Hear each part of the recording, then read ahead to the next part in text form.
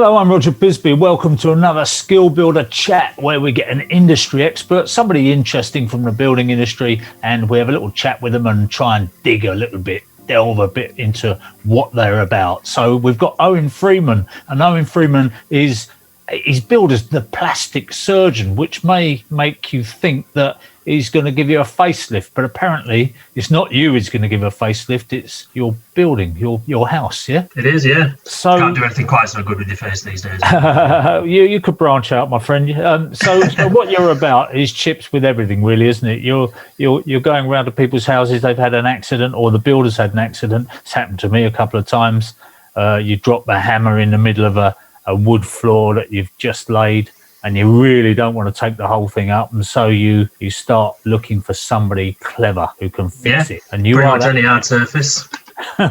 You can do anything. Give us a rundown of what you do. Any building, we work for pretty much all the major house builders, your Barrett Homes. And it's, like I say, any hard surface. Kitchens we do a lot in, bathrooms, tiles, you've said flooring, UPVC repairs where they've been chipped or broken off window ledges, or cracks where they've been joined together, anything like that. Do you own your business, or is it you work for the company? I work for the company. There's 250 others all over the country. So what area do you cover, Owen? I'm in the Lancashire region. Oh, okay. Yeah. So what's your most popular thing? What do you get most calls about? General house build is massive for us. We do a lot, like I say, with all the major house builders. We normally get called in shortly before the house is sold to just to put those final finishing touches on. This is all the things that us careless builders have damaged on our walk through the house, if you like. We've dropped a hammer, we've trodden a screw into the floor, we've scratched something, we've chipped something, we've dented something. I suppose to some extent, not covering things up is a bit of a problem, isn't it? And that is becoming more common now. People are using, a lot more Correx and so on to cover things properly, aren't they? They'll take the protection off at some point because they'll need to do it. They'll be doing a demonstration in the home or something like that. Yeah. So the prospective buyer will come and have a look, and then they don't put it back on afterwards. And there'll still be painters and tilers, for instance, coming in. Yeah. Something we get a bit is. The tiler's been tiling in the shower, and obviously the shower tray is the first thing to go in.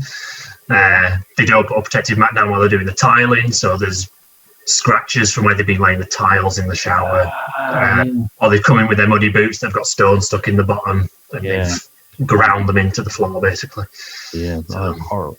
Well, so, I mean, if you look, you take something like a shower tray. I came across a shower tray recently that was cracked around the waist, and the company was saying, we can repair that, and I was going, hang on a minute, really, can you repair it? It's got to hold water. So is that a sort of thing you do? Or there must come a point where you think, look, it's going to be cheaper and easier just to replace the shower tray.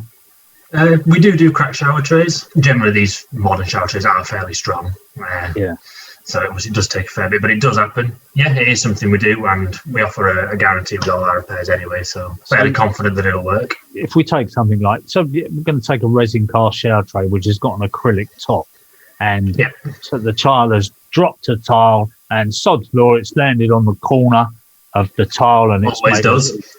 Always, and it makes a divot out of a little chip in the shower tray, and that shower tray is white, hopefully, because most shower trays are these days, aren't they? So pretty much, yeah.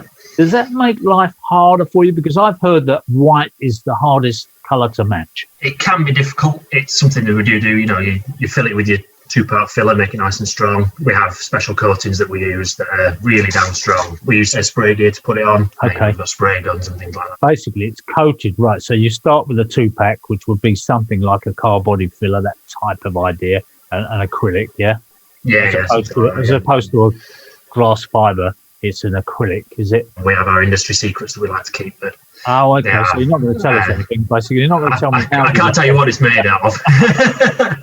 You're not even going to tell me how to repair a shower tray, are you? To be fair, our coatings and stuff, I don't know what they are. They're a very closely guarded secret. Fair enough. Okay. But they set really fast, basically, yeah? We use heat guns and stuff to speed it up. But they're touch dry within a while. But we say don't use if it's a shower, for instance, we'd say not to use it for a couple of days just to give it time to fully cure. So obviously, if you're going to be standing on it, that's quite a lot of even if you're the lightest person, it's still quite a lot of weight to be on that one. It's not 100% cured. Basically, you're spraying it over the top of whatever you've used to repair it, and you're doing a spray job. And when you do that spray job, you've obviously got to mix different colours together. Yeah. I guess you don't have a spectrometer in the van, do you, to do that? Do you do that by eye?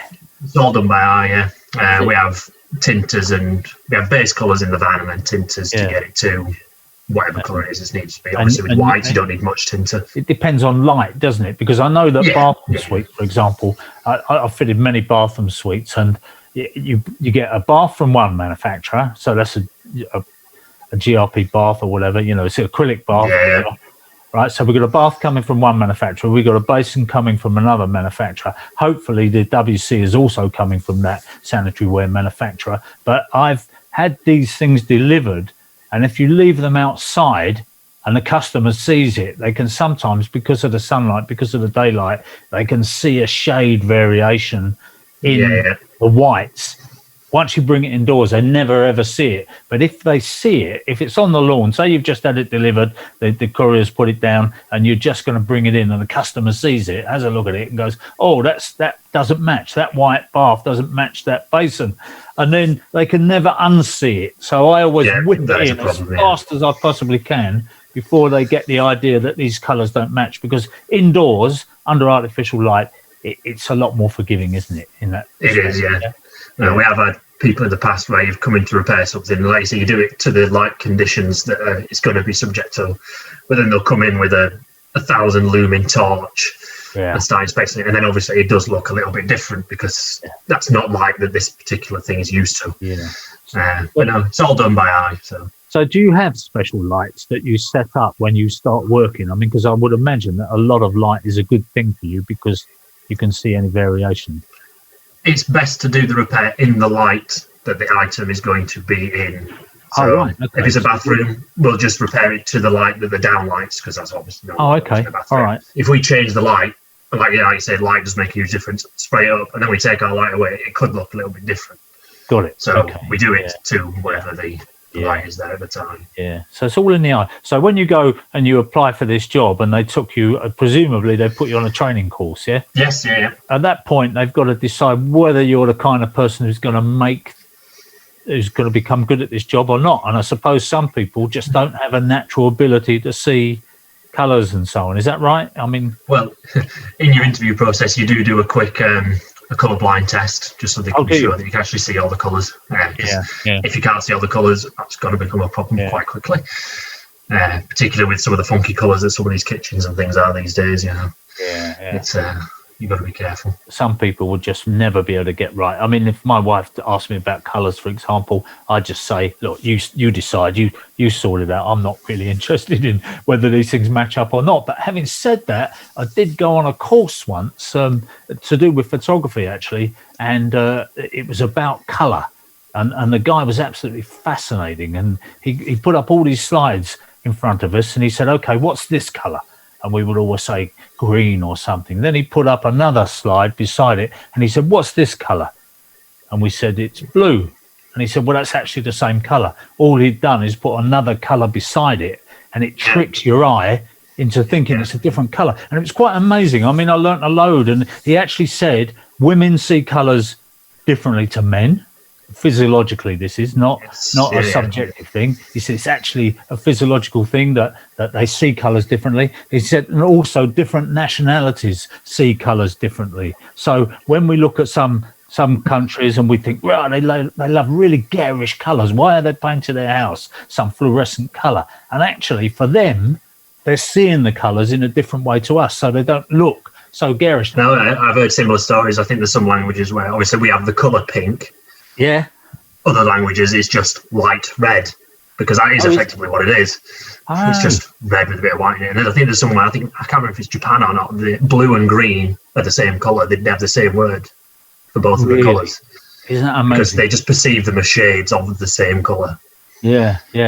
I've been told that the only reason you think grass is green is because you've been told it's green. So there's a whole thing going on there, So it is quite philosophical. That I want to talk to you about materials. You obviously you get scratched glass as well. I guess that's one of those things that that happens quite a lot, does it? That is just a case of polishing, really. When you say it's just a case of polishing, I reckon that's pretty hard to polish a piece of glass. Is it a lot easier than I think, or not? It depends what you think we do, to be honest. Well, it's relatively straightforward. It's just a process that you have to go through. You start with depending on how deep the scratch is. Some scratches you can't polish out. That's what I'm wondering. The matter of it. You can't get everything out. It's just not possible. But it's just a case of the same way you would polish a car. You start on something coarse and you end up with something finer. Yeah. So you're using paste basically, and you're rubbing it. Do you do that by hand or do you do that with a power tool? We've got machine polishers that we use. You start actually with what is effectively like a sandpaper. And really? Polish window, and then you make your way through the grades, and then the last thing you do is apply paste to bring the clearness back, so otherwise it'll look all frosted. Is it hard glass or is it relatively soft in the sort of spectrum of materials? It's quite hard. Heat is the problem with glass. If you're not careful, you can start to bow it, and then you get that sort of fisheye ripple effect in the glass. That's the thing you've got to be careful of with polishing glass. If you stay in one spot too long, you'll have like a circle that when you see it, it'll distort. I know, whatever's on the other side. Yeah. So you've got to make sure that you keep it moving. That's glass. You can do shower trays, you can do basins, worktops. Now, if you've got a worktop, for example, a plastic laminate worktop, and somebody puts a hot pan down on it, that's not just a mark, that's a whole blister there, isn't it? Would you then advise them to take the worktop out or what? No, we do quite a lot of burnt worktop repairs. We work a lot in the insurance sector as well, so we get a lot of their referrals where, particularly if it's an expensive laminate worktop, or it's going to be an expensive job to take it out because the sinks in it and the hobs, so they have to take all that out, and it's requires 3 different trades to come in to sort all that out. But no, we do a lot of them. The quick explanation anyway is we would Dremel out the area of damage, so take all that blistering out completely, and then we have tinters that we can use in our filler. So say when it's a sort of a black granite effect worktop, fairly common these days. You tint your filler so it's at least that sort of dark shade. You then skim that in, fill it, sand it back, keep doing that until it's nice and level, nice and smooth, no other damage is there anymore. We then have another system of coatings that we use for detailing. So you get your different, if say it's got little white speckles or little yellow speckles or whatever the texture is. You usually do them by hand with a brush, dab them in, get the pattern back in, and then we have another coating that you can put over the top that then replicates that, sort of gets it back to the right sheen levels, whether it's a glossy one or a matte one or a satin one. So it sounds to me like you're a very busy man. It's all about buildings. You're not doing cars or anything like that. No, that's where the company started. The origins of Plastic Surgeon was car repairs. Was it? This was about 25 years ago now, I believe. But it's just the company's been steered in this way. And we now apply the same basic principles, but with different products into the home sector. So what's the most unusual thing you've done? I know it puts you on the spot, but can you think of a really unusual thing that somebody's asked you to do or not? I had to repair an MRI machine in Leeds Hospital once. Goodness me. Because obviously they're an expensive piece of kit. And the hospital's administrator had seen this big scratch on the side of it and said, we've paid many hundreds of thousands of pounds for this expensive machine. We want it to look brand new. So it was Canon, actually. The people who make cameras, they also make MRI machines. Oh, right. They paid for us to come in and just repair that little scratch. It's only about this big. But like I say, when you're paying that much, you want it to be pristine when it's delivered. I think that's one of the things actually, is that you do in things being delivered, carried into the building, you get damaged, don't you, sometimes, and then it's a question of, I've got to wait another 6 weeks to get a replacement for this. And if I can get somebody in like you to do it and they can carry on with the job, then it's a lot better, isn't it, than ordering a replacement. But I think one of the problems is that we have to weigh, like you said, if it's 3 different trades to come in to change a worktop, maybe the carpenter, maybe a plumber, maybe a gas fitter's got to come in and so on. So when you add up all those, to get you in to do a quick repair is probably a pretty economical way of doing it, isn't it? I mean, we get some people who'll go, they'll think of the cost of the item as the only cost. And our repair might cost as much as the item, depending on how much the item was. Yeah, well, that's what I'm thinking. They don't take into account all the other things. You've got to pay for a day's work for all these other people. Yeah. And it soon, racks up to, 3-4 times the price. Yeah. What about ceramic tiles? Because that's one of those ones I've made a couple of times, a bit of a nightmare situation. I drilled for a wall once, and the wall wasn't as thick as I thought it was, and I came through on next door. It was only a 4-inch wall, and I came through on next door's bathroom, put a chip in the tile, and then they wanted the whole bathroom retiled and so on. So that was one of those situations where I had to go and get one of you guys out to do a ceramic tile repair. But it's tricky that, because you're dealing with the person next door who's not your customer, and you say to them, I'm not going to retile your bathroom, we'll just get this repaired. And they're going, well, it better be a good repair.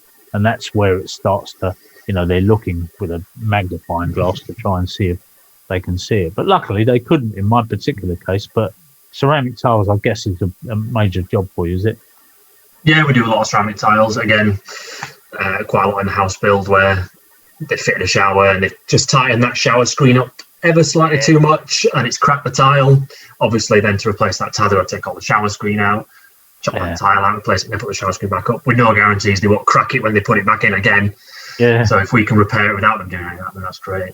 Yeah. The thing with tiles is obviously they come in all sorts of shapes and styles and patterns and all sorts of stuff. It's the same basic principle as a worktop. If it's something with a marble effect or a texture, just do the same basic principle, fill it, put the detail back in. Obviously, if it's a flat colour tile, then you just fill it, and then we would spray it with. We've got a ceramic coating that we use.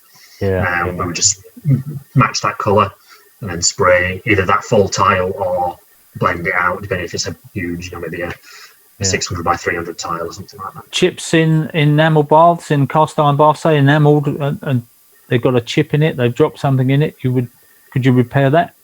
Yeah, absolutely. I do a lot of those as well. Enamel baths are getting less popular, obviously, because acrylic seems to be the thing that most people buy, because obviously it's much cheaper, much lighter, easier to fit, etc. Yeah, but some of the old ones, if you're looking at one of these really plush hotels where they've got these lovely old baths, that kind of place, it would cost a fortune, wouldn't it, to get a cast iron bath? Absolutely, yeah. No, we do a lot. We also get a lot of, I think, particularly through insurance, where the bath has been fitted into a bespoke vanity unit, and it is an old bath. So the bath, you can't replace the bath; it just doesn't exist anymore. If for the insurance, that would mean you'd have to remake this entire vanity unit, retile it if it's a tiled one, all that sort of stuff. Whereas if we can come in and just repair that, it can be something fairly minor. There was one that we went to not so long back where someone's grandson was playing with they had a statue on the window above the bath, and he was messing around and he knocked the statue off and it fell into the bath. And it was a heavy marble statue, and it put an almighty dent on about this big in a cast iron bath. So that's fairly impressive. And you did it. Yeah. Took a full day, but it was done. I do wonder sometimes with people. I mean, obviously you see all this stuff and you just think, my goodness, but people put beach stones. They go to the beach and they get some really nice looking beach stone, and they think, oh, that would look nice on my bathroom shelf above my basin. And they're not thinking, so what happens when little Jimmy comes in and reaches up there and knocks the beach stone off into the basin? They don't think like that. They just think, oh, that's a nice looking ornament. The only thing I'd ever put above a basin is a toothbrush and a sponge. Anything heavy, keep away from it. But it is incredible, isn't it, how people don't think. They don't see an accident. I'm always sort of seeing accidents before they occur in that sense. We see things like they'll have the mirrored cabinet or something like that above the sink, and they'll have all their aftershave and things like that in it. And some of these aftershave bottles can be quite big and quite heavy, especially when they're full. And I've seen where they've fallen out and they've hit the edge of the sink, and they've just taken the edge of the sink clean off. Really? And we've had to come in to repair stuff like that before. And just hopefully they kept that piece. Can you stick it back in, do you, or what? It depends. Sometimes we will do. Sometimes that piece is, if it lands and then smashes into even more pieces, you spend as much time putting that jigsaw back together as you would just reprofiling the edge of the sink anyway. So I love that idea of coming in and somebody smashed the smithereens and you're spending hours and hours some archaeologist piecing it all back together again. That's cool. I have seen one of my colleagues before. I think that was another insurance job where this customer had an old, I think it was a Victorian toilet in his flat, and the system lid had been taken off, I think by a plumber actually, and had fallen and had smashed into several pieces. Obviously, the system lid was matched to the toilet, and you can't replace it, so it had to. And it was in about, I think, 6 or 7 different pieces, and it had to be glued all back together, then all the cracks dremeled out and put back together and recoated again. I've noticed you referred to Dremeling a couple of times. Is that your go-to tool in these situations, or do you use a multi-tool as well? Use something a bit bigger than that, or is it always Dremel? Pretty much with the Dremel, all you tend to be doing is, because if it's a crack or a chip, the edges tend to be fairly upright. We need them to be, we call it V'ing out. They need to be just a bit smoother so that we can get the filler in and profile it down properly. I've always got my Dremels fairly close by, because you never know when you'll need it. So you're right. I mean, when we do cracks in walls, for example, you wouldn't just try and fill it. You always go back a bit, rake it out, like you say, so that you've got something to get into there. Exactly, same principle. Yeah. Okay. Sounds like the same game, but it sounds like you're at that fine detail, and it's all about attention to detail and patience, I guess, is the other thing, and not rushing into it, trying to get it done too quickly, but just take your time to get it right. Yeah, definitely. Some of the stuff you get second nature, that you can just sort of do them without thinking. We do a lot of your internal doors, like you say, you were talking about lead times earlier. And a house build things, the doors get chipped with people carrying their tools past, and whatever it might be. So it's easier and cheaper for the company to get us to come in and just fix maybe 10 doors in that day. Okay, the doors aren't very expensive, but you have to wait 6 weeks for the new one. And if we can do all those in one day, it just makes it more economical. And you are talking about pre-finished hardwood doors these days, aren't you? Whereas before, they were all painted softwood. You could always fill those. You could always give it a coat of paint. But now, when you're looking at hardwood doors, some quite nice-looking oak doors or whatever, you've got a scratch on one of those. You really don't want to be changing that one out. So that's that's the thing. Yeah. Do a lot of fire doors on commercial sites as well for the same reason. They're expensive doors. Yeah, and very heavy. Very heavy. Yeah, no, well, that's brilliant. I mean, you obviously enjoy the job, do you? Absolutely, yeah. Every day is different. Well, I was going to say, every day is a challenge for you. Every day is something different, and you never know where it's going to go, do you? Where you're going to finish up. No, it can be all over the place. Like you say, you could, in a hospital, an expensive machine, or in somebody's house putting some architectural feature back together again. So so if anybody wants to get hold of you or one of your colleagues, details on our screen. How many of you did you say there were now? 200? Between 200 and 250. We change all the time. I can never keep up with it. Brilliant. Thanks very much for coming and talking to us, Owen, and I'm sure people will be interested in your services, and your phone will be ringing. Hopefully. Thank you very much. Thank you.